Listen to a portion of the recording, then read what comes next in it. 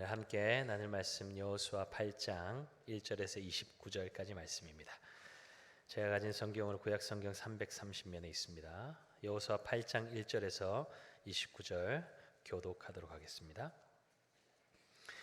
여호와께서 여호수아에게 이르시되 두려워하지 말라 놀라지 말라 군사를 다 거느리고 일어나 아이로 올라가라. 보라 내가 아이 왕과 그의 백성과 그의 성읍과 그의 땅을 다 내 손에 넘겨 주었으니 너는 여리고와 그 왕에게 행한 것 같이 아이와 그 왕에게 행하되 오직 거기서 탈취할 물건과 가축은 스스로 가지라. 너는 아이 성 뒤에 복병을 둘지니라 하시니 이에 여호수아가 일어나서 군사와 함께 아이로 올라가려 하여 용사 3만 명을 뽑아 밤에 보내며 그들에게 명령하여 이르되 너희는 성읍 뒤로 가서 성읍을 향하여 매복하되 그 성읍에서 너무 멀리 하지 말고 다 스스로 준비하라. 나와 나를 따르는 모든 백성은 다 성읍으로 가까이 가리니 그들이 처음과 같이 우리에게로 쳐 올라올 것이라. 그리할 때에 우리가 그들 앞에서 도망하면 그들이 나와서 우리를 추격하며 이르기를 그들이 처음과 같이 우리 앞에서 도망한다 하고 우리의 유인을 받아 그 성읍에서 멀리 떠날 것이라. 우리가 그들 앞에서 도망하거든 너희는 매복한 곳에서 일어나 그 성읍을 점령하라. 너희 하나님 여호와께서 그 성읍을 너희 손에 주시리라. 너희가 그 성읍을 취하거든 그것을 불살라 여호와의 말씀대로 행하라. 보라 내가 너희에게 명령하였느니라 하고 그들을 보내매 그들이 매복할 곳으로 가서 아이 서쪽 베델과 아이 사이에 매복하였고 여호수아는 그 밤에 백성 가운데서 잤더라. 여호수아가 아침에 일찍 일어나 백성을 점호하고 이스라엘 장로들과 더불어 백성에 앞서 아이로 올라가매 그와 함께한 군사가 다 올라가서 그 성읍 앞에 가까이 이르러 아이 북쪽을 진치니 그와 아이 사이에는 한 골짜기가 있더라. 약 5천 명을 택하여 성읍 서쪽 베델과 아이 사이에 매복시키니 이와 같이 성읍 북쪽에는 온 군대가 있고 성읍 서쪽에는 복병이 있었더라. 여호수아가 그 밤에 골짜기 가운데로 들어가니 아이 왕이 이를 보고 그 성읍 백성과 함께 일찍이 일어나 급히 나가 아라바 앞에 이르러 정한 때에 이스라엘과 싸우려 하나 성읍 뒤에 복병이 있는 줄을 알지 못하였더라. 여호수아와 온 이스라엘이 그들 앞에서 거짓으로 패한 척하여 광야길로 도망하매 그 성읍에 있는 모든 백성이 그들을 추격하려고 모여 여호수아를 추격하며 유인함을 받아 아이 성읍을 멀리 떠나니 아이와 베델에 이스라엘을 따라가지 아니한 자가 하나도 없으며 성문을 열어놓고 이스라엘을 추격하였더라. 여호와께서 여호수아에게 이르시되 내 손에 잡은 단창을 들어 아이를 가리키라. 내가 이 성읍을 내 손에 넘겨주리라. 여호수아가 그의 손에 잡은 단창을 들어 그 성읍을 가리키니 그의 손을 드는 순간에 복병이 그들의 자리에서 급히 일어나 성읍으로 달려 들어가서 점령하고 곧 성읍에 불을 놓았더라. 아이 사람이 들을 돌아본즉 그 성읍의 연기가 하늘에 닿은 것이 보이니 이 길로도 저 길로도 도망할 수 없이 되었고 광야로 도망하던 이스라엘 백성은 그 추격하던 자에게로 돌아섰더라. 여호수아와 온 이스라엘이 그 복병이 성읍을 점령함과 성읍의 연기가 오름을 보고 다시 돌이켜 아이 사람들을 쳐 죽이고 복병도 성읍에서 나와 그들을 치매 그들이 이스라엘 중간에 든지라. 어떤 사람들은 이쪽에서 어떤 사람들은 저쪽에서 쳐 죽여서 한 사람도 남거나 도망하지 못하게 하였고 아이 왕을 사로잡아 여호수아 앞으로 끌어왔더라. 자기들을 광야로 추격하던 모든 아이 주민을 들에서 죽이되 그들을 다 칼날에 엎드러지게 하여 진멸하기를 마치고 온 이스라엘이 아이로 돌아와서 칼날로 죽이매 그날에 엎드러진 아이 사람들은 남녀가 모두 12,000명이라. 아이 주민들을 진멸하여 바치기까지 여호수아가 단창을 잡아 든 손을 거두지 아니하였고 오직 그 성읍의 가축과 노력한 것은 여호와께서 여호수아에게 명령하신 대로 이스라엘이 탈취하였더라. 예 여호수아가 아이를 불살라 그것으로 영원한 무더기를 만들었더니 오늘까지 황폐하였으며 함께 읽겠습니다. 그가 또 아이 왕을 저녁 때까지 나무에 달았다가 해 질 때 명령하여 그의 시체를 나무에서 내려 그 성문 어귀에 던지고 그 위에 돌로 큰 무더기를 쌓았더니 그것이 오늘까지 있더라. 아멘. 네, 우리 귀한 지체들 얼굴을 바라보시면서 눈을 바라보시면서 인사하겠습니다. 잘 나오셨습니다. 오늘도 어김없이 은혜 주실 것입니다. 아멘이십니까? 아멘. 네, 귀한 믿음의 지체들 함께 예배드릴 수 있어서 너무나 감사합니다.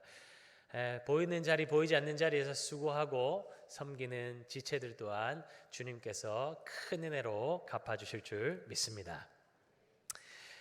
하나님의 명령에 불순종함으로 온 공동체의 승리의 걸림돌이 되었던 아간과 그의 가족은 죽임당하고 그의 소유는 불태워지게 됩니다. 하나님의 함께하심을 가로막는 죄의 문제가 확실하게 제거되자 하나님의 맹렬한 진노가 멈춰지고 하나님의 말씀이 여호수아에게 임합니다. 1절입니다. 여호와께서 여호수아에게 이르시되 두려워하지 말라 놀라지 말라 군사를 다 거느리고 일어나 아이로 올라가라.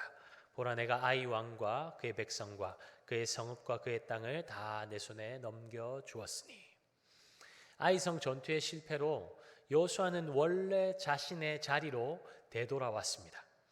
하나님 앞에 머물러 두렵고 떨리는 가운데 하나님의 명령을 기다리고 있는 것이죠. 이것이 너무 소극적인 자세 아닌가라고 생각할 수 있지만 저는 이것이 바로 은혜라고 확신합니다. 여리고성 전투의 승리에 도취되어서 이제 나도 할 수 있다, 내가 할 수 있다고 힘주다가 실패했는데 또 정신 못 차리고 내가 앞서고 있다면 또 넘어지고 실패할 수밖에 없는 것이죠. 그런데도 만약에 잘 되어지고 있다면 그것은 재앙일 것입니다. 히브리서 12장 6절에서 8절에 이렇게 말씀합니다. 주께서 그 사랑하시는 자를 징계하시고 그가 받아들이시는 아들마다 채찍질 하심이라 하였으니 너희가 참음은 징계를 받기 위함이라. 하나님이 아들과 같이 너희를 대우하시나니 어찌 아버지가 징계하지 않는 아들이 있으리요. 징계는 다 받는 것이거늘 너희에게 없으면 사생자요 친아들이 아니니라. 여러분, 사랑의 반대말은 무엇입니까? 미움이 아니죠. 사랑의 반대말은 내버려 둠입니다. 로마서 1장 28절입니다. 그들이 마음에 하나님 두기를 싫어하며 하나님께서 그들을 상실한 마음대로 내버려 두사 합당하지 못한 일을 하게 하셨느니라. 그들을 상실한 마음 가운데 내버려 두시니까 어땠습니까? 마음의 정욕대로 서로의 몸을 욕되게 하고 피조물을 조물주보다 더 경배하고 순리대로 쓸 것을 바꾸어 영리로 쓰며 멸망을 향해 달려가는 불쌍한 인생이 되었다는 것입니다. 그러므로 하나님 중심으로 살지 않고 나 중심으로 살고 있는데 내 삶에 아무런 문제나 어려움이 없다. 그런 분은 가슴 치며 울며 주님 앞에 엎드려야 합니다. 자식이 집 나가고 엉망으로 살고 있는데 부모의 훈계나 징계가 없다면 버림받은 것과 다름없는 것 아닙니까? 이 세상 사람들은 몰라도 하나님의 눈은 절대로 속일 수 없는데 하나님 의식도 하지 않고 내 마음대로 내 육신의 소욕대로 살아가고 있는데 내 인생에 별 문제가 없다면 그것은 좋아할 일이 아니고 다행이라 여길 것이 아니라 그것은 가슴을 찢어야 하는, 가슴을 쳐야 하는 위기 상황이라는 것입니다. 하나님 잠깐 잊어버렸는데 즉시 막히고 실패했습니까? 여러분, 그것은 저주가 아닙니다. 하나님께서 사랑하시니 막으시는 것입니다. 예레미야 29장 11절에 분명하게 말씀하시죠. 여호와의 말씀이니라 너희를 향한 생각을 내가 아나니 평안이요 재앙이 아니니라 너희에게 미래와 희망을 주는 것이니라. 할렐루야. 하나님이 우리를 향한 생각은 하나님 모르시는 바가 아닙니다. 평안이고 재앙이 아닙니다. 우리에게 희망을 주는 것이고 미래와 희망을 주는 것이라고 분명히 하나님께서 말씀하고 계십니다. 여호수아는 하나님을 놓친 실패 이후에 또 하나님 놓치면 어떻게 하나, 실패하면 어떻게 하나 근심하고 걱정하고 두려워하고 있습니다. 사람은 실패를 경험하면 자신감을 잃게 되죠. 작은 문제도 크게 보입니다. 실패에 대한 두려움 때문에 앞으로 나아가지 못하는 경우도 많이 있습니다. 그러나 여호수아는 실패에 대해서 지금 두려워하고 있는 것이 아닙니다. 그렇다고 죄를 두려워하는 것도 아닙니다. 그는 하나님을 두려워하고 있는 것입니다. 하나님의 뜻을 거스려서 죄 지은 것에 대한 두려움으로 하나님 앞에 머물러 있는 것입니다. 우리 중에 죄의 문제에서 자유한 사람은 아무도 없습니다. 누구든 걸려 넘어질 수 있는 것이 바로 죄입니다. 그러니 나는 죄에 대해서 담대하다. 나는 죄 안 지을 자신이 있다. 이것은 교만방자한 생각인 것이죠. 우리는 죄에 물들어 있는 자들이기 때문에 죄 지으면 어떻게 하나? 하나님 놓치면 어떻게 하나? 조심하고 또 조심하고 경계해야만 합니다. 여호수아가 하나님 한 분만 두려워하며 하나님 앞에 엎드려 있으니까 그에게 임한 것이 무엇이었습니까? 책망이었습니까? 꾸짖음이었습니까? 그렇지 않죠. 하나님의 말씀이 여호수아에게 임하지 않았습니까? 하나님의 위로와 격려가 임하고 아이성 전투 전략과 승리의 약속이 여호수아에게 주어집니다. 여러분, 이것이면 된 것 아닙니까? 이 세상에서 전투를 치르는 주의 백성들에게 이미 세상을 이기시고 우리 앞서 싸우시는 대장 되시는 주님의 말씀이 없다면 그것만큼 두렵고 떨리는 것은 없는 것입니다. 불확실함으로 가득 찬 이 세상에서 우리가 도대체 어떤 무기를 두르고 있으면 담대해질까요? 무엇이 우리에게 안정감을 줄 수 있습니까? 그 무엇도 없습니다. 여러분의 무기는 무엇입니까? 요즘 여러분을 지탱하고 있는 것들은 무엇입니까? 하나님의 말씀 맞습니까? 여러분을 세우고 있는 것이, 여러분의 가정을 세우고 있는 것이 하나님의 말씀이 아니라면 과감히 놓으시는 은혜가 있기를 예수님의 이름으로 축복합니다. 왜냐하면 그 줄은 결국에는 끊어질 것이고 영원하지도 않은 것이기 때문입니다. 그러나 주의 말씀은 영원한 것을 믿으시기 바랍니다. 하나님의 말씀은 우리를 의의 길로, 생명의 길로 인도하십니다. 그러므로 진리의 말씀 위에 자신을 세우는 인생이 가장 지혜롭고 복된 인생입니다. 말씀이 우리의 자신을, 자녀와 가정을 세우는 저와 여러분 되시기를 축복합니다. 통곡하며 엎드려 있는 여호수아에게 하나님께서 말씀하시죠. 두려워하지 말고 놀라지 말고 이제 일어나서 군사를 다 거느리고 아이로 올라가라. 여호수아와 이스라엘이 두려워하지 않아도 되는 이유가 무엇입니까? 하나님께서 이스라엘과 함께 하시기 때문이죠. 이 하나님의 함께 하심, 여호와의 임재 의식은 실패의 트라우마로 두려워하며 주저하는 우리의 발걸음을 앞으로 내딛게 만드는 능력이 됩니다. 그러므로 새로운 도약을 위해서 주의 백성들에게 반드시 필요한 것은 무엇일까요? 여호와의 임재 의식입니다. 하나님이 지금도 나와 함께 하십니다. 사랑하는 여러분, 하나님이 여러분과 함께 하십니다. 어디서나 함께 하십니다. 임마누엘 하십니다. 언제 어디서나 무엇을 하든 하나님이 여러분과 함께 하시는 것을 기억하시고 늘 주님이 일하실 자리를 내어드리는 저와 여러분 되시기를 예수님의 이름으로 축복합니다. 하나님은 여호수아에게 아이성 전투를 위해서 이스라엘의 전 병력을 다 투입하라고 명령하십니다. 그리고 여리고 전투 때와 전혀 다른 전략을 주시죠. 여리고 때는 침묵하며 언약궤를 메고 성 주위를 돌고 나팔 부는 것이 다였다면 아이성 전투에는 구체적인 전략을 지시하고 계십니다.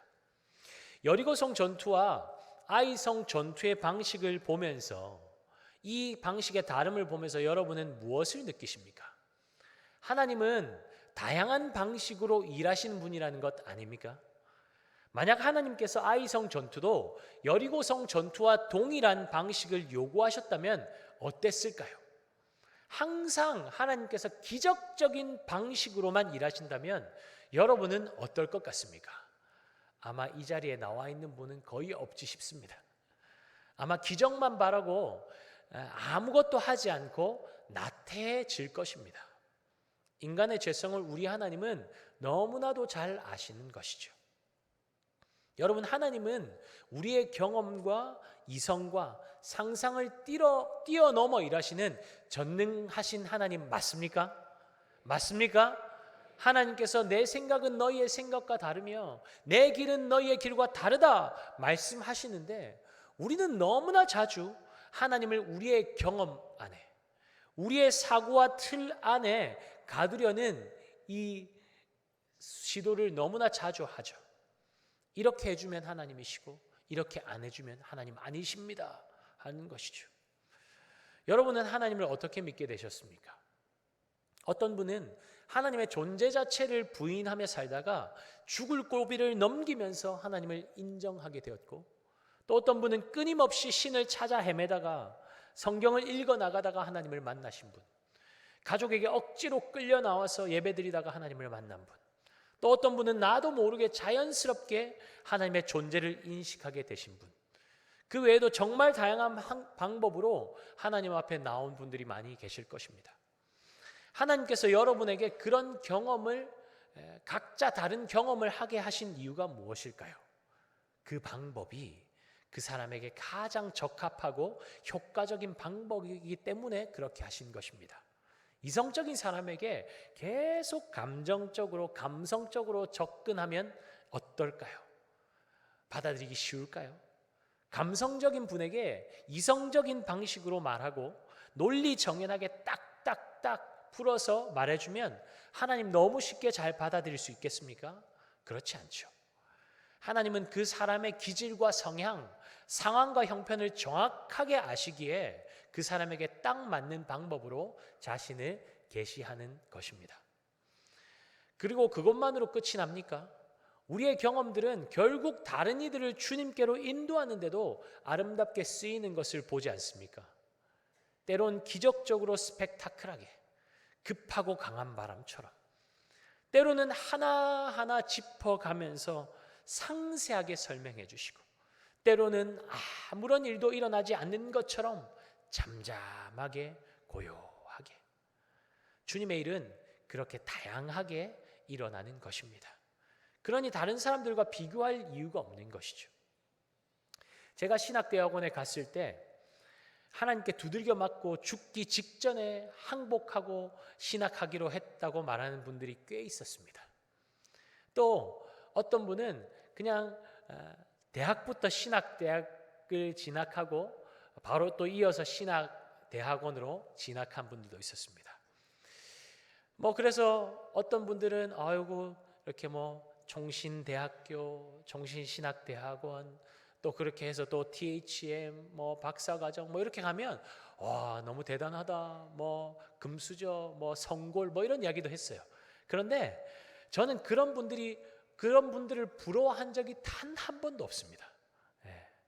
억지로 등 떠밀리지 않고 제정신으로 주의 길 갈 수 있도록 하나님께서 저를 기다려 주신 것이 감사할 뿐이었습니다. 여러분, 신앙생활 온갖 기적 다 보고 시작할 수도 있고, 나도 모르는 사이에 정신 차려 보니까 여기까지 왔네. 나는 왜 그런 기적이 없지? 왜 내 믿음 생활에는 그런 기적들이 일어나지 않지? 걱정하지 마십시오. 부러워하지도 마시고 비교하지도 마십시오. 우리 하나님은 각자에게 딱 맞고 확실하게 맞춤형으로 일하시는 분이기 때문입니다. 특별한 것, 스펙타클한 기적 좋아하시는 분들, 한번 질문에 대답해 보십시오. 아들 이삭을 번제단에 바치는 그런 스펙타클한 경험 하고 싶으시죠? 요셉처럼 형제들에게 버림받고 노예 상인에게 팔리고 믿음 지키다가 감옥 가고 죽을 고비 넘기고 판타스틱하게 애굽의 총리 대신 되는 것 괜찮으시죠? 한번 경험해 볼 만합니까? 아무도 아멘 안 하잖아요. 그러니까 너무 스펙타클한 기적, 판타스틱하고 짜릿한 반전 이런 것 꿈꾸지 마시고 지금 내 삶에 행하시는 하나님의 역사가 엄청나고 대단한 것 아니라고 할지라도 하나님의 말씀에 순종하여 한 걸음 한 걸음 믿음의 길을 걸어가는 것이 가장 행복하고 복된 삶이라는 것입니다. 하나님께서 아이성 전투를 위해서 명령하십니다. 2절 하반절입니다. 너는 아이성 뒤에 복병을 둘지니라. 하나님께서 뭐라고 명령하십니까? 너는 아이성 뒤에 복병을 둘지니라. 아이성 뒤에 병사를 숨기라는 것이죠. 여호수아는 하나님의 명령에 따라 구체적인 지침을 내리고 있습니다. 3절에서 8절까지 말씀 여러분 성경 펼치고 계시죠? 우리 같이 한번 읽어보도록 하겠습니다. 이에 여호수아가 일어나서 군사와 함께 아이로 올라가려 하여 용사 3만 명을 뽑아 밤에 보내며 그들에게 명령하여 이르되 너희는 성읍 뒤로 가서 성읍을 향하여 매복하되 그 성읍에서 너무 멀리하지 말고 다 스스로 준비하라. 나와 나를 따르는 모든 백성은 다 성읍으로 가까이 가리니 그들이 처음과 같이 우리에게로 쳐 올라올 것이라. 그리할 때에 우리가 그들 앞에서 도망하면 그들이 나와서 우리를 추격하며 이르기를 그들이 처음과 같이 우리 앞에서 도망한다 하고 우리의 유인을 받아 그 성읍에서 멀리 떠날 것이라. 우리가 그들 앞에서 도망하거든 너희는 매복한 곳에서 일어나 그 성읍을 점령하라. 너희 하나님 여호와께서 그 성읍을 너희 손에 주시리라. 아멘. 여호수아는 용사 3만 명을 뽑아서 아이성과 베델 사이로 보내어 그곳에서 밤새도록 매복하게 합니다. 여러분 8장을 우리가 1절부터 29절까지 읽었는데 읽으면서 계속 반복되었던 단어 기억하시죠? 뭐였습니까? 매복, 복병, 이런 단어가 이 8장에 보면 11번 나옵니다. 제가 1부 때 보니까 10번이라고 했는데 말씀을 또 읽다 보니까 제가 한번 놓쳤더라고요. 근데 또 놓쳤을 수도 있어요. 그러니까 10번 이상 매복, 복병이라는 단어가 지금 8장 전체에 나오고 있습니다. 무슨 말입니까? 아이성 전투에서 매복이 그만큼 중요했다는 것입니다. 하나님께서 복병을 두라고 명령하셨기 때문이죠. 매복, 복병이라는 단어는 둘 다 숨어서 엎드려 기다린다는 동일한 의미를 가지고 있습니다. 숨어서 엎드려 기다리는 것.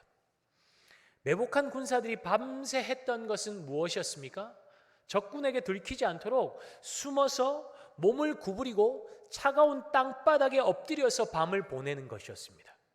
그리고 전쟁이 시작되었을 때도 여호수아와 이스라엘의 아이 군사들에게 쫓겨서 광야길로 도망할 때에도 그들이 할 수 있는 유일한 일이라고는 엎드려 있는 것이 전부였습니다.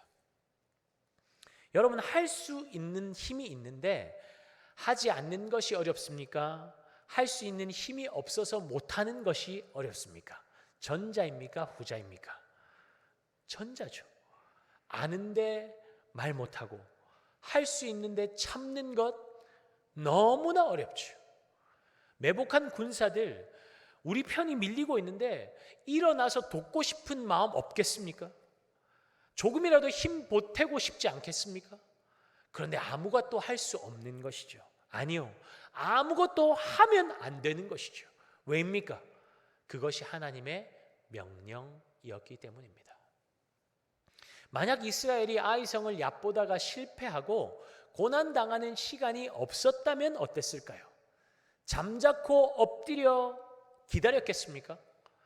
우리가 여호수아에게 힘을 보태서 양쪽에서 적군을 가두고 싸우면 우리가 숫자도 훨씬 많고 충분히 이길 수 있다 하면서 너도 나도 몸을 일으켜 세워 싸우려고 했을 것입니다.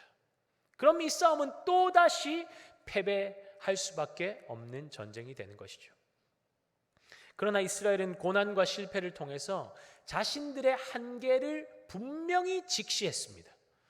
우리는 하나님 없으면 안 되는구나. 정말 아무것도 아니구나.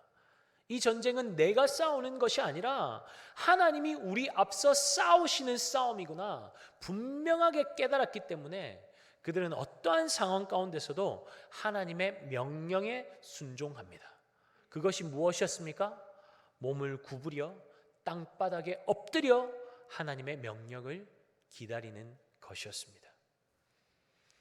엎드려져 기다리는 동안 이스라엘 군대가 아이 군대에게 뒤쫓기는 동안 어쩌면 진 것 같고 실패한 것 같고 이러다 정말 다 끝나버리면 어쩌나, 망하면 어쩌나 하는 두려움이 그들에게 있었을 것입니다. 여러분, 우리 눈에 다 끝난 것처럼 보여도 하나님이 끝났다고 말씀하시기 전에는 끝나지 않았음을 기억하시기 바랍니다. 이스라엘 군대 대장이신 하나님의 명령이 떨어지면 전세는 뒤바뀌게 되는 것입니다.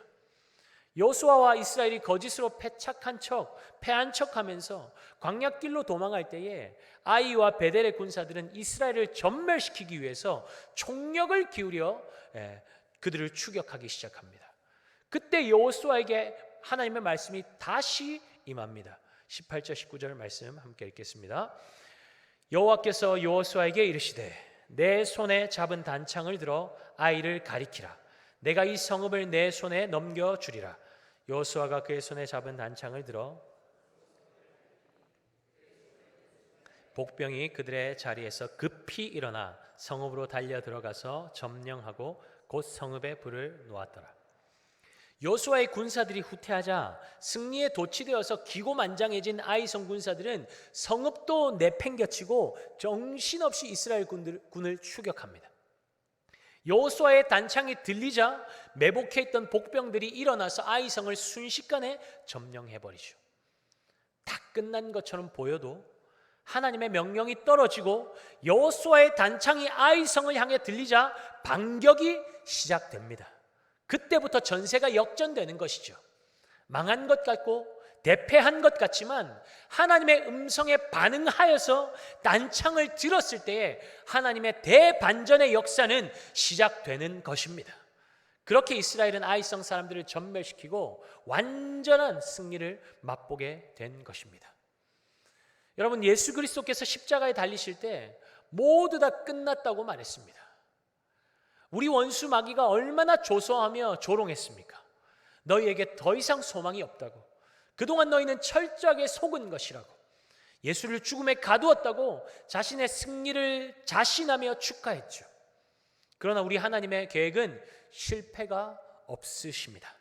하나님은 약속하신 대로 예수 그리스도를 죽은 자 가운데서 일으키셨고, 예수님은 죄와 죽음과 마귀의 권세를 밟아 누르시고 승리하셨습니다. 부활하셨습니다. 온 세상을 절망케 하고 종노릇하게 만드는 죄와 죽음을 영원한 생명으로 삼켜버리셨습니다. 그러므로 예수 그리스도의 십자가는 실패가 아니라 하나님의 새로운 시작입니다. 예수 그리스도의 십자가는 사단의 권세를 파하는 하나님의 반격이며 우리의 인생을 역전시키는 대반전의 역사이며 하나님의 능력인 것입니다. 할렐루야. 엎드러진 것 같은 인생이 있습니까? 내 인생 망한 것 같고 실패한 것 같고 이제 다 끝나버린 것 같고 아무런 소망 없다고, 내 인생 아무런 가치 없다고 느끼는 분 있습니까? 여러분, 아직 끝난 것이 아닙니다. 아직 끝나지 않았습니다. 나는 끝이라고 말해도 거기에 하나님의 새로운 시작이 있습니다. 내 인생 밑바닥을 쳤다고 말하지만 그 밑바닥을 발판 삼으면 새로운 도약으로 나아가게 되는 것입니다. 그럴 힘이 우리에게는 없지만 우리 하나님께는 있습니다. 아멘이십니까? 기다림의 시간이 길어지고 너무나 고통스럽다고 할지라도 주님이 명하시면 반드시 역전됩니다. 주님의 사인이 떨어지면 다시 일어나고 다시 회복됩니다. 사랑하는 여러분, 새로운 도약을 위해서 우리에게 필요한 것은 새로운 전략이 아닙니다. 강인한 정신력도 아닙니다. 뛰어난 전투력도 아닙니다. 과거의 많은 경험도 아닙니다.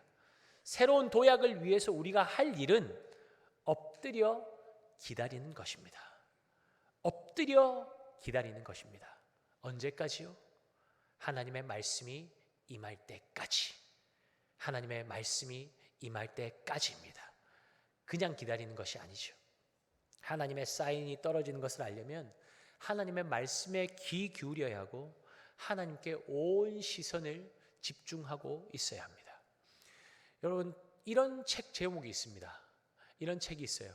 쓰러진 김에 엎드려 하나님을 만났다. 기가 막힌 제목 아닙니까? 제가 이거 본 지 오래됐는데 이 제목이 갑자기 말씀을 준비하는데 탁 떠오르더라고요. 쓰러진 김에 엎드려져 하나님을 만났다. 이야, 저만 감동하고 있습니다. 쓰러졌습니까? 넘어졌습니까? 하나님 앞에 엎드리십시오. 언제까지요? 하나님 만날 때까지, 하나님 말씀하실 때까지. 할렐루야. 여러분, 인디언 기우제에 대해서 들어보셨죠? 인디언 기우제. 인디언들이 비가 오도록 기우제를 지내면 반드시 비가 내린다고 합니다. 그 이유가 무엇일까요? 제대로 아시네요. 제가 한번 했나요? 그들이 믿는 신이 살아있고 능력이 있어서가 아니죠. 인디언들은 비 오게 해달라고 기우제 드릴 때 한 번, 두 번, 세 번 하고 안 오면 그치는 것이 아니라 비가 올 때까지 기우제를 지낸다는 것입니다. 그러니까 확률 몇 프로? 100%. 왜요? 비가 올 때까지 기도하니까, 기우제 지내니까요. 그러니까 그들이 얼마나 확신에 차 있겠습니까? 내가 믿는 신은 기우제를 지내면 반드시 비를 주시는 신이십니다. 확고한 믿음이 있는 거죠. 사랑하는 여러분, 가짜 신, 내가 만든 신에게도 이렇게 확신을 가지고 비 올 때까지 엎드리는데, 살아계시고 온 세상을 말씀으로 창조하신 창조주 하나님, 온 세상을 다스리고 계신 만주의 주, 만왕의 왕이신 그 하나님을 아버지로 모시고 사는 하나님의 자녀들이 그 정도 믿음조차 없어서 되겠습니까? 우리는 대부분 몇 번 기도해보고 안 되면 포기해버리는 경향이 있죠. 어찌 되겠지, 어찌 되겠지, 하나님이 다 알아서 하시겠지, 막연한 믿음으로 하나님께 책임을 떠넘겨 버리는 것이죠. 사랑하는 여러분, 2024년 정말 새로운 도약을 원하십니까? 세 분 이미 도약했습니까? 여러분, 2024년 정말 새로운 도약을 원하십니까? 우리의 가정이, 우리 교회가 새로운 도약을 경험하기 원합니까? 그렇다면 엎드려야 합니다. 엎드려야 합니다. 기도해야 합니다. 언제까지요? 응답받을 때까지. 언제까지요? 응답받을 때까지 기도하는 것입니다. 엎드리면 말씀하시는 분이 우리 하나님이십니다. 기도하면 응답하시는 분이 우리 아버지 하나님이십니다. 찾고 찾으면 만나 주시는 분이 우리 아버지 하나님이십니다. 그분은 살아계시고 지금도 우리 가운데 역사하시는 하나님이십니다. 지쳤습니까?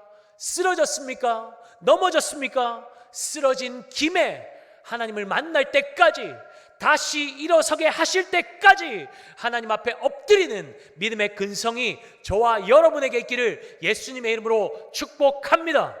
쓰러진 김에 엎드려 하나님을 만나는 저와 여러분의 삶이 될 수 있기를 예수 그리스도의 이름으로 축복합니다. 아멘. 우리 다 함께 자리